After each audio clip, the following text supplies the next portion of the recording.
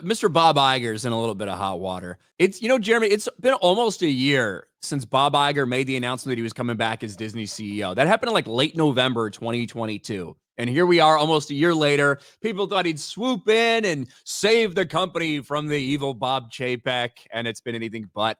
It's continued to get worse. They're losing money hand over fist at the box office and on streaming.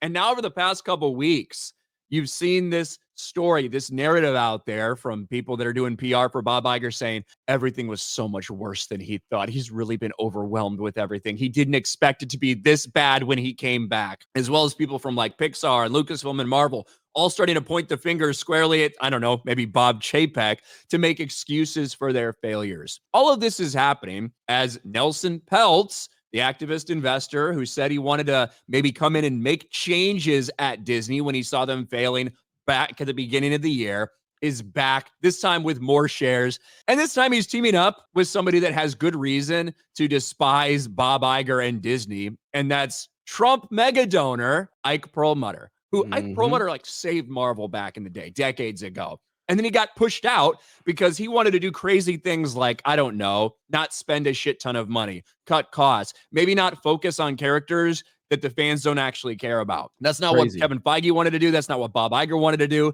So they pushed his ass out the door. They fired him, and he's back to get some revenge. He's teaming up with Nelson Peltz, give Nelson Peltz control of his stock in an effort to potentially either make some big changes at Disney, or if they have to, take the whole thing over. I don't know if you have that quote from Ike Perlmutter where he was talking about the current state of Disney and how much of a financial stake he has in it. But I think that kind of speaks volumes about everything. Again, Ike Perlmutter was the boss at Marvel. Now, there was a split at some point in time between Marvel Studios and Marvel proper, basically, like the comics and the merchandising and things like that. Ike Perlmutter eventually was fired during all these layoffs because they wanted to get rid of an enemy, basically. This is what he says. While I was a Disney employee, I was not comfortable publicly stating my views on the company and its performance.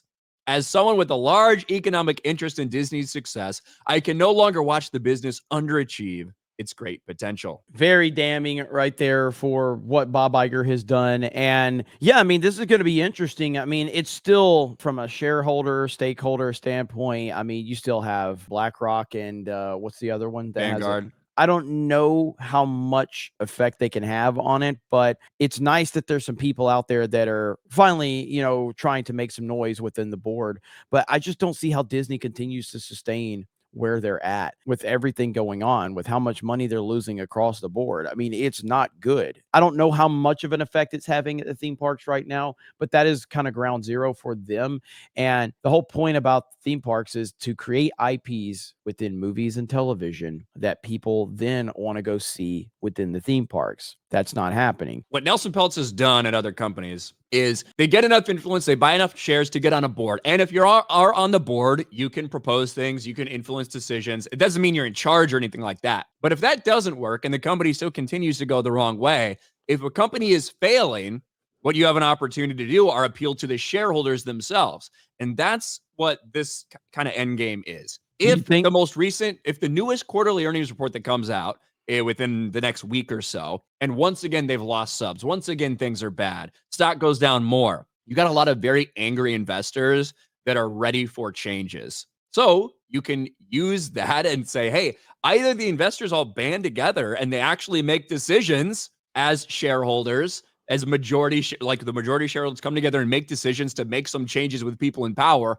or we appeal to what they want and you make the changes that they want anyway. That's kind of what he's looking to do with all these shares that he owns. If a week from now we get the quarterly earnings report and it's actually like shockingly good, like they did really well, they made way more money than they thought. They added a bunch of subs on Disney Plus, even if some of those are going to expire in 3 months because of the $1.99 deal, and their stock shoots up to stock shoots up 20%. Well, you don't have really a lot of leverage then with investors because we're turning it around. We got faith in Bob Iger to turn things around. If it were to continue to get worse or continue to be bad, that's when somebody like this that has a lot of shares by himself might be able to appeal to other shareholders.